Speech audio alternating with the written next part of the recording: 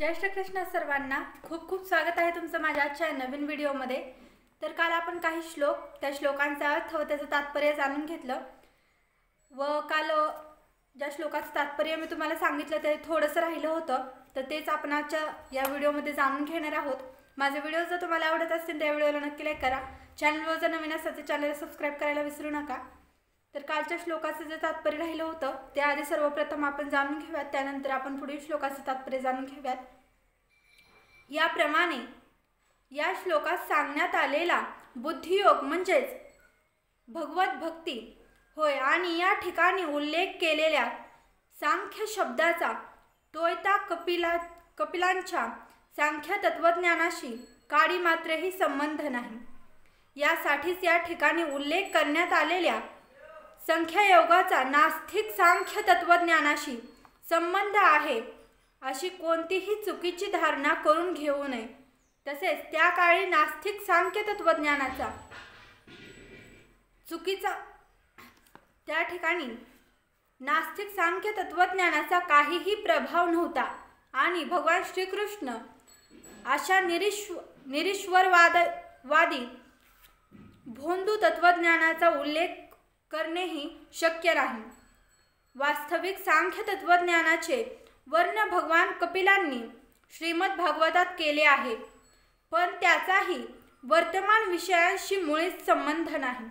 या ठिकाणी सांख्य म्हणजे शरीर आहे, आत्म्याचे पृथक्करणात्मक विवेचन आहे। केवळ अर्जुनाला बुद्धियोग किंवा भक्तियोगाप्रत आणण्यासाठी भगवान श्रीकृष्णांनी आत्मेचे विस्तृत विवेचन केले आहे।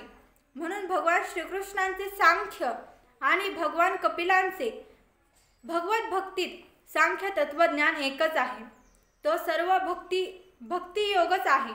या ठिकाणी भगवान श्रीकृष्ण सांगतात की अल्पबुद्धी लोक सांख्ययोग आणि भक्तियोग यांमध्ये भेद करतात। अर्थात नास्तिक सांख्ययोगाचा भक्तियोगाशी मुळीच संबंध नाही। तरी सुद्धा अज्ञानी लोक म्हणतात की नास्तिक सांख्ययोगाचाच उल्लेख भगवद्गीतेत केला आहे। यास्तव मनुष्याने जाणले पाहिजे की बुद्धियोग म्हणजे पूर्ण ज्ञान आणि पूर्ण आनंदयुक्त श्रीकृष्ण भावनेमध्ये कार्य करणे होय। असे कार्य कितीही दुष्कर असले तरी केवळ भगवंतांच्या संतुष्टीकरिता कार्य करतो, तो बुद्धियोगाचा तत्वज्ञानाद्वारे कार्य करीत असतो। यामुळे तो नित्य दिव्यानंदांमध्ये रममान करतो। अशा दिव्य कार्यामुळे भगवत कृपेने एखाद्याला आपोआप दिव्य ज्ञानाची प्राप्ती होते। त्यामुळे ज्ञानप्राप्तीसाठी अतिरिक्त प्रयास न करताही त्यांची मुक्तता होते। श्रीकृष्ण भावना भावित इंद्रिय तृप्तीसाठी केलेल्या कर्मामध्येच बराच भेद आहे। म्हणून आपण जे कर्म करतो त्या कर्माला बुद्धियोग हा दैवी गुण आहे। तर आता आपण पुढील श्लोकाचा अर्थ व त्याचं तात्पर्य जाणून घेऊयात। या प्रयत्नात कोणतीही हानी किंवा ऱ्हास नाही आणि या मार्गातील अल्प प्रगतीनेही मनुष्याचे फार मोठ्या भयापासून संरक्षण होऊ शकते। तर हा झाला याचा अर्थ। आपण याचं जे तात्पर्य आहे ते जाणून घेऊयात। श्रीकृष्ण भावना भावित कर्म किंवा इंद्रिय तृप्तीची अपेक्षा न ठेवता श्रीकृष्णां प्रीत्यर्थ केलेले कर्म हे दिव्य गुणयुक्त कर्म आहे। प्रारंभी असे कर्म अल्पलह असेही तरी त्यामध्ये कोणतेही विघ्न येत नाही आणि अशा अल्पतः कर्माचा कधीही नाशही होऊ शकत नाही।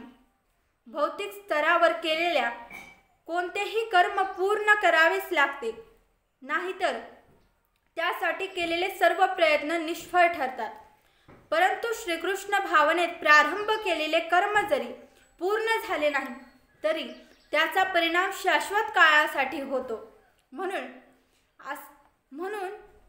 असे श्रीकृष्ण भावनायुक्त कर्म करणाऱ्यांचे कर्म जरी अपूर्ण राहिले तरी त्याची हानी होत नाही.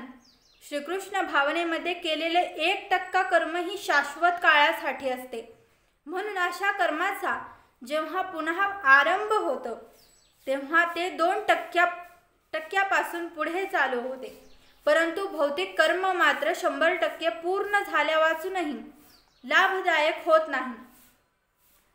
अजामिळाने आपले कर्तव्य काही प्रमाणात श्रीकृष्ण भावनेने केले होते, पण भगवंतांच्या कृपेने त्याला 100% फलप्राप्ती झाली. या संबंधी श्रीमद भागवतात एक सुंदर श्लोक आहे. जर मनुष्याने आपली नियत कर्मे त्यागून श्रीकृष्ण भावनेमध्ये कर्म केले आणि अशा कर्माची पूर्तता न झाल्यामुळे तो फलित झाला तर यामध्ये त्याची काय हानी होणार आहे. आणि ज्याने आपली भौतिक कर्मे पूर्ण केली आहेत त्याला काय लाभ होणार आहे. किंवा म्हणतात त्याप्रमाणे मनुष्याला संपूर्ण जगाची प्राप्ती होऊनही शाश्वत आत्माच गमवावा लागला तर त्याला काय लाभ होणार आहे. भौतिक कर्मे आणि त्यापासून होणारी फलप्राप्ती याचा शरीरासोबत अंत होतो, परंतु श्रीकृष्ण भावनेने केलेले कर्म मनुष्याला शरीराच्या नाशानंतरही श्रीकृष्ण भावनेकडेच घेऊन जाते. निदान पुढील जन्म मनुष्य योनीतच प्राप्त होण्याची तरी निश्चित संधी त्याला असते. असा जन्म त्याला महान संस्कृत ब्राह्मणाच्या घरी किंवा एखाद्या श्रीमंत वैभवशाली कुटुंबात मिळतो. यामुळे त्याला श्रीकृष्ण भावनेत पुन्हा उन्नत होण्याची संधी मिळते. श्रीकृष्ण भावनेत केलेल्या कर्माचा हाच अप्रतिम गुण आहे. तर आज आपण काही श्लोकांचे अर्थ व त्याचं तात्पर्य जाणून घेतलं व कालच्या मागील श्लोकाचं जे तात्पर्य राहिलेलं होतं तेही मी तुम्हाला सांगितलं. तरी देखील तुम्हाला काही प्रश्न विचारायचे असतील भगवान श्रीकृष्णांविषयी किंवा भगवान श्रीरामांविषयी तर ते तुम्ही मला निश्चितच विचारू शकतात. तुमच्या प्रत्येक प्रश्नाचं मी नक्कीच उत्तर देईन. आजचा व्हिडिओ जर तुम्हाला आवडला तर या व्हिडिओला नक्की लाईक करा. चॅनलवर जर नवीन असेल तर चॅनलला सबस्क्राईब करायला विसरू नका. भेटूयात माझ्या पुढील येणाऱ्या व्हिडिओमध्ये. तोपर्यंत जय श्रीकृष्ण, जय श्रीराम.